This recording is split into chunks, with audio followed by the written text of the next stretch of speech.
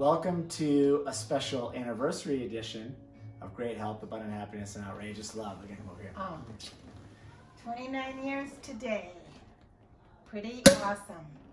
You know what's awesome is we've been married for longer than we were not married, right? In our life, you mean? In our lifetime, right. With 29 years of marriage, you know, our life before that was shorter. Sure, so, lesser time, yeah. I mean, it's thank pretty you so amazing. much.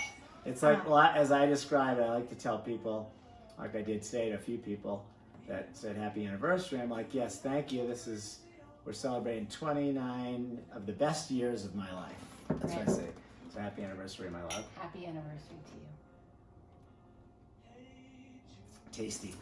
So we're in here. You probably want to know, like, what the heck are these guys doing here? Doing a video on their anniversary. Mm-hmm. But we've been working on the book, and we're just getting ready to head out to ski. Gorgeous day out there. Right. But I asked Karen, what do you want to do on your anniversary? It's on Monday, President's Day here, right? President's Day, which if you're a skier, you know that is one of the biggest ski days of the entire ski season. And with the amount of snow that we're having today, it's surely going to be a beautiful, crowded ski day out there. Yeah. But all I really wanted for our 29th anniversary was for us to spend it together. Jeffrey knows that quality time is one of my top love languages. Love languages, as we hit that in the book, exactly. Yeah, and you know, I don't have the need to have this monumental event. When I think back to times before we were together and I envisioned my life with somebody, the things that made me smile, the things that I yearned for before I had them, was to sit with the love of my life in front of a fireplace, or with a furry blanket, cozied up, or just watching a movie, or reading books side by side. It was that time together. Those were the visions that I had.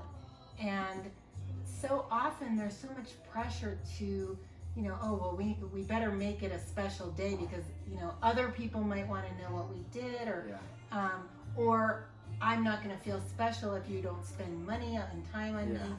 Well, that's all the ego, and we're going to talk about that in the video. So it's actually a nice transition. You're absolutely right. You know, back then, those were all the things that, you know, were important, and it's all important to the ego, not your higher self. Exactly. That's what's wild about that. Right. But think about it, people. Think about the dreams that you have when you think of the one, right? Those dreams don't always involve doing extravagant things. For me, most of the time before, you know, our life together, they involve doing really simple things, but doing them together and feeling that level of love and joy and peace that I have now. And it's really, really special. If I were going to ask for one gift for our anniversary, I would actually ask it of anybody that's watching this video that is not subscribed to our channel. Oh, that's nice. I would really love if you would subscribe right now to our channel. We are doing this to help other people, and we know it's our calling. And the book, the YouTube channel is really a platform for the book. Right. And we have spent the last 2 days editing the book, and it's really good. It is. I think it is good, if I don't say so myself. Yeah, it's good stuff. And we're going to continue. We have to have this book done on the shelves in people's rooms in December. So we have to have this thing done probably in November. So we're pushing it. Exactly. And we will get it done. So that would be my ask if somebody said, you know, but if you could have something, what would it be? So it's our 29th anniversary. So maybe 29 subscribers for today, or 2,900. If you are already subscribed, you know, shoot this out to a friend or somebody that you think might be able to gain some insight by our videos. Right. Well, going into what you talked about, the ego, you know, we're talking about the path to enlightenment, or, you know, your path to the happiness, call it whatever you want. You know, one of the things that keeps pulling you back is your ego. We were listening to something the late great Wayne Dyer was talking about ego. EGO, he was calling it in a speech, or I guess how brilliant is that? session that he had going on.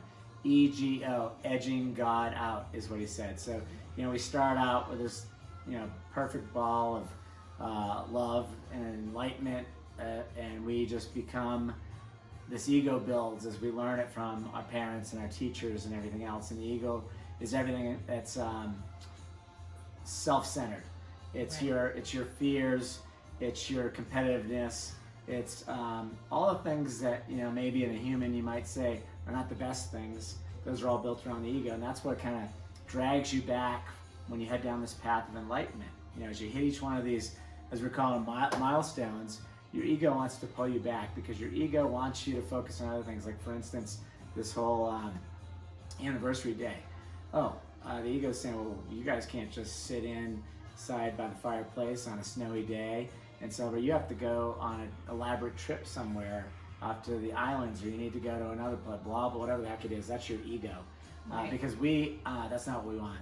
I mean, Karen and I say all the time, when we do get a chance to hide away, and we're up here at a ski resort, there's a lot of people that come up and they always want to hang out with us, and we love to see everybody. We love all of you. If you're watching, we love to see you guys visit. But on the flip side, whenever we're alone, we say it's just the two of us, just the way we like it, right? That's what we say all the time. So, I mean, that's really what we want. And that's really our affirmation of how much we enjoy each other's company after 29 years.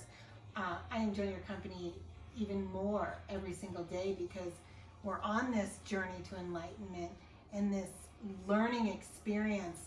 And we definitely both have egos. Everybody does, right? Yeah. But I have seen both of us, and I'll speak for myself first, I have seen my ego, which was front and center for quite some time, really dissipate and take a back seat because it never serves me well. Right. And I think the more enlightened you get, you realize the things that don't serve you well, but maybe you've hung on to them and for the wrong reasons, or it's part of the journey, right? Part of the learning experience. Yeah. But once you can release your ego and really just allow life to be, it's a very different experience. Yeah, and it is tough. I want everyone to understand what Karen's talking about. The ego takes a back seat, but it's always jumping to the front seat. This is a very tough thing. This is a very tough thing in our process. So, the first milestone we want to talk about was you need to take full responsibility, and this is a milestone in your path to enlightenment, getting away from the ego. Take full responsibility for everything you have at this stage of your life. Everything you have, everything you don't have. Right. All of your wins, all of your losses. Right. If you did a great job and got promoted, take full responsibility for that. That's you. Exactly. If you did something and ruined a relationship that was perfect, and you did the wrong thing, you got to take full responsibility for that too. Right. The ego will say, "Oh no, that's not your fault. It's the other person.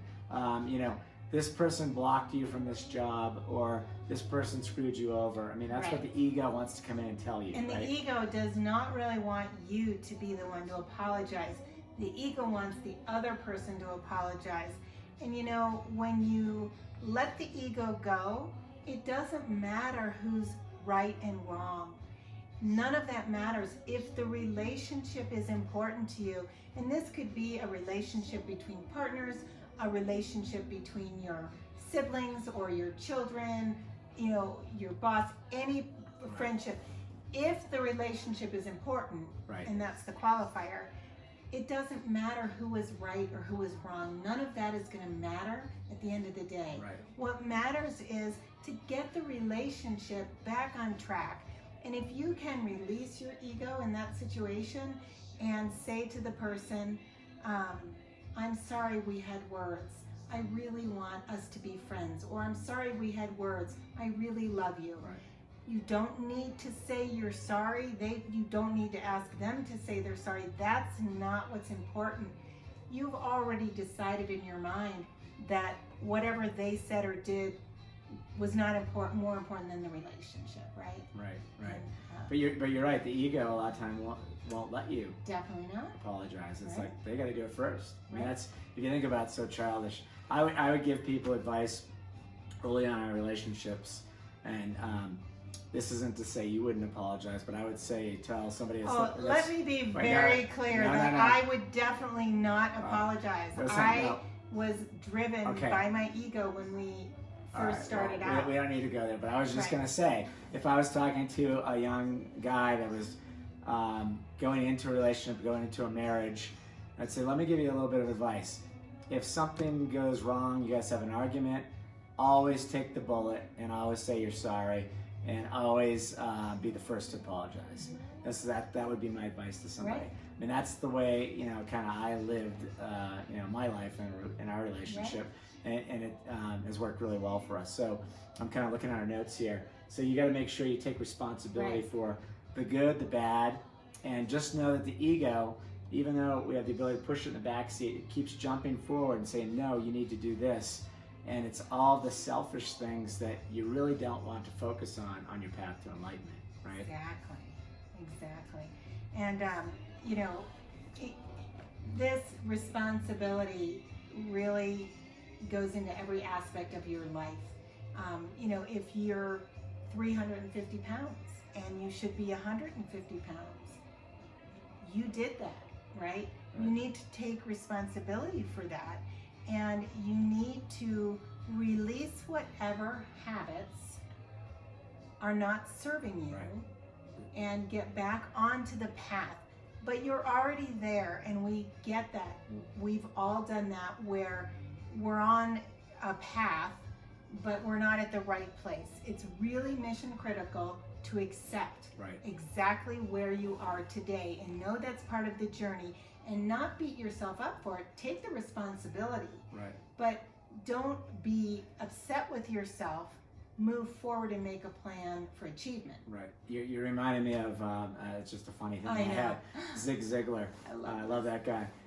He said, every time I gained weight, it was all on me. It's my fault. Why is that, Zig? Because I'm pretty sure I never ate anything on accident. I know. I got a kick out of that. Right. So no, you're absolutely right. So take responsibility for your wins and your losses. That's the first step on your path to enlightenment. And there's many other things here, so we're just highlighting 3. But this is one that kind of ties in with the title. Pendulums, things that suck you in. Karen and I don't watch the news because, it just draws you into negativity or whatever it is. It's whatever they want to highlight. It's not their fault. They have to sell newspapers. They have to sell viewers on the TV.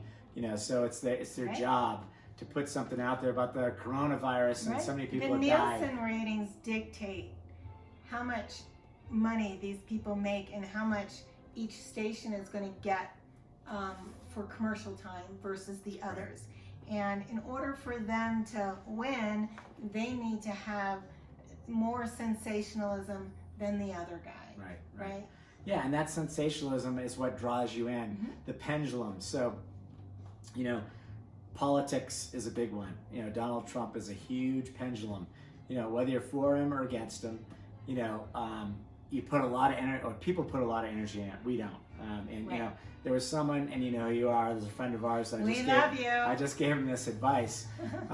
We were actually looking at, we were on our laptops, and I said, with AI, it's basically sending you stuff that you're studying. So I pulled up mine. It's all about, positive attitudes and law of attraction and all this stuff. Mindfulness is there. He pulled up his, and he had a couple of those, but most of it was politics and sports. And those are two of the biggest pendulums. The whole, if you look at any of these debates, or you hear people talking about it, hear about them in the lift line, or hear about them talking about it in the bar, people are very, I'm going to say, moved, whether it's positive or negative. It could be either or. Explain briefly pendulums. Well, pendulums are, took that out. It's a great, thank you, great clarification. Took that out of reality transurfing. These are things that suck up the energy of all of us out there. And they're things that you can either be for or against. So a political candidate... And we choose the pendulum that we want to be within. Yeah, or you choose that you don't want to be involved in it at all. Right. Which is the best choice. That's why we don't watch the news. We choose to be away from these pendulums because the pendulums suck your energy. Right. So basically, Trump is a great example. Again, not talking about whether we're for or against him, but at the end of the day, people get crazy on both sides. just go ahead and turn on Fox News or turn on CNN, or just listen to people in a bar talking about this crazy. So that's a pendulum. Sports teams is another. I get a kick out of it. I've never been one to really watch sports too much. Like, I like to do my sports. I've done my marathons and triathlons, and we ski and we hike and we do all that stuff. I've never been one to sit on a couch and watch sports. I was just in a Whole Foods not too long ago, and someone was watching a team, and there's a big screen way the heck over there. It was like, I don't know, half a mile away. He's watching the game, and he went crazy, like all by himself at the table. Everybody's looking over, thought he was having a heart attack or something, but it was because of something going on the screen. Right. I'm like, dude, you're not on the field. Right. And we probably all have family members like this, or we've been to friends' houses where, and they'll sit in front of the TV and they'll be screaming at the TV for, for a certain play to happen, or if a certain call is made, and they feel it's unfair. No, that's so unfair. The energy. I mean, I already feel like I just lost so much energy thinking about the past, not for myself. I adore my parents, but I grew up in a house, and my brother, that if there was a football game on, a big football game, the TV was on and they yelled at that screen, and I think I probably was yelling at the screen along with them to fit in, but most of the time I left because I got shushed a lot because the game was very important to them to watch the game. Well, and that's the key, the importance of the game or the political candidate or the news is so significant, it taps all of your energy. Right. And shushes the things that maybe should be the most important. Well, yeah, that's a good point. Right. But so we're trying to get people to let go of that. So again, on the path of enlightenment, gate number 2 or milestone number 1. Gate number 1 is basically taking responsibility for all you have and all you don't have. Number 2, don't feed these pendulums. Don't get involved with the masses. Move to the beat of your own drum. Follow your own path. Figure out where you want to go and go down that path, and don't get caught up in all this stuff. And the 3rd milestone is basically understanding where you come from. We talk about this a lot, you and I, lately. You're born just a ball of joy. You're an infinite being, and you're just goodness. And then what happens, right? What gets layered on? The ego layers these things on, right? Right. I mean, we're taught and we learn. For example, I grew up in a house where football was really big, so those things got layered upon me. And what's interesting is I actually rebelled somewhat from that because I felt less important than the game. So those layers that get put upon you, the learnings, like kids running around living life, sit down, be quiet. I'm trying to listen to, the political campaign. What kind of message does this send to children? And we've all been there. And so what you're doing is you're taking the spirit, this beautiful, loving spirit, and you're crushing it. You are saying, stop that spirit, put this suit of quietness on. And then after that, something else happens and something else. I'm not saying that we don't layer in love for our children, for our friends, for our family, for our spouses, for our parents, for our pets. We definitely do. But the way that our world is, with teachers and parents and learnings, most of the things are about the ego. Well, and the love that they're layering on, sad to say, a lot of it is very conditional love. Yes. You're a good boy. If you're a good boy and do this, then you get this. Right. Whatever it is, and it's some kind of affection. It might be you get to stay up later with us and watch TV, or you get, whatever it is. Hopefully, I was going to say another slice of pie. Hopefully, that's not the case. That's really creating. But those are the kind of things. Like, think about it. You get to go to candy. Hopefully, we're not teaching our children that food is a reward for doing good things, because then we're just teaching them, that eating is a sport. I know, but you see kind of stuff like this all the time. Right. But by the way, nobody's perfect. But these layers that we're putting on, so you've got to basically understand where you have come from and get back to it. And this is very tough Because not only, you know, do you have these layers put on at an early age, it's even as you go through high school and college, you need to get a great job, or you need to play on that team. You've got to be competitive. You have to win. You have to make more money than the next guy. You have to get these titles. You know, all this stuff builds. And you have to be a doctor. You know, I mean, whatever it is, I right? think that exactly. There's so many different things throughout life that different people have been. These impositions have been bestowed upon people where they can't live the life that they dream of because they're really trying to make everyone else happy. And you know, there's nothing wrong with making somebody else happy, but the best way to do that is if you're happy. Well, again, going back to self-love. So you started that way. That's how you started. You're Exactly. infinite. You're born Infinite that being, way. your unconditional love. That's how you start. All these layers get wrapped around you. The ego sucks all these in and works on these things continuously. So the third milestone, the gate that we're talking about, is peeling all those layers off, getting back to who you are, who you originally were, and getting back to it. And what's important. I was just reading a section of the book I was working on with you about, you know, when we were kids, like it was so simple to go out and have fun. It never costed a dime to go out in the woods, and we would build tree forts, and we would find a stream and dam it up. I was explaining all this to you from the book. And I could visualize it and feel the freedom that you're talking about. Yeah. I used to do the same with my friend Esther Quillen. I think it's Esther Trueblood if you're out there now. We would go to her house, and she had a hammock, and we would rake up all the leaves, which her parents loved, into a huge pile, and we would go on the hammock and tip ourselves into these pile of leaves literally all day long until it was dark and we had to go in for dinner. Right. And that feeling of freedom, of true joy, right?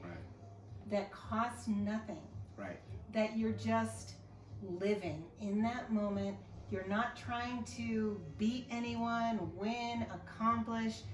Your ego's not in the way. It is just pure joy, which that is a very high frequency. It's above love. Very much. And so as you were reading to me from the book, your experience as a little boy with your brothers in the stream, I visualized it, and it actually took me to a state of total joy and then peace. Right. Because I could feel the you know, beautifulness of that for you, and that. Well, the idea is to get back there as much as you can. We talk a lot about seeing the world through childlike eyes. That's what you're talking about. Like, as I see the snow building up out there, we're going to go put our skis on and go out. And it's all about just, you know, being out there and smelling the air and maybe plowing through a snowdrift. All of this stuff doesn't cost anything. That's what's great about it. So you really want to get back there just like you're a kid again. And, you know, a lot of the importance you put on all this other stuff, you know, I always want to be careful here when I'm saying this, because, you know, I think like I'm talking to I'm talking to my kids, or giving advice to my kids or their significant others. You still have to go out and make money, and you have to play by the rules of society. But the more you can focus on this, viewing the world through childlike eyes, viewing on your inner self, filling yourself up with unconditional love first, and taking responsibility. Yeah, you're going to be so much more stronger and more powerful out in the marketplace, whether it be to go out and find that significant other, go out and get that job, to win that deal, you know, whatever it is, you know, fill in the blank. I mean, if you're going to be a better person if you can kind of figure this out. So that's what we're trying to do, is get back to that state of bliss. And a lot of people call it enlightenment, path to enlightenment. But there's a lot of gates that you have to get through. That's the point. So if you're finding you're spending a lot of time watching TV, especially the news, it would be amazing if everyone who watches this video could make a commitment to not watch the news. I mean, start with a week and then go to 2 weeks. And I guarantee you will feel happier than those who watch the news, because the news is all bad and it brings you down. And guess what? You run into someone and they can't wait to share that bad news with you, because they don't want to keep it within themselves, so they pass it along. So if that is something that you are interested in doing, I would love to hear how that goes for you and how you feel. Turn off the news. Make that the first thing that you start doing. And then take responsibility for where you are today, right now, in your life, physically and emotionally and spiritually, right? Yeah, well, I'm going to take responsibility for where we are in our life right now. Very nice. And wish you again happy anniversary, my love. Thank you. You are incredible. And you are my treasure. I will never take you for granted, ever. I promise you that. I love you so much. So thank you guys for watching. And go ahead and click up here and subscribe right up in the middle. We'll drop that little ball right there. And enjoy this day. Thank you.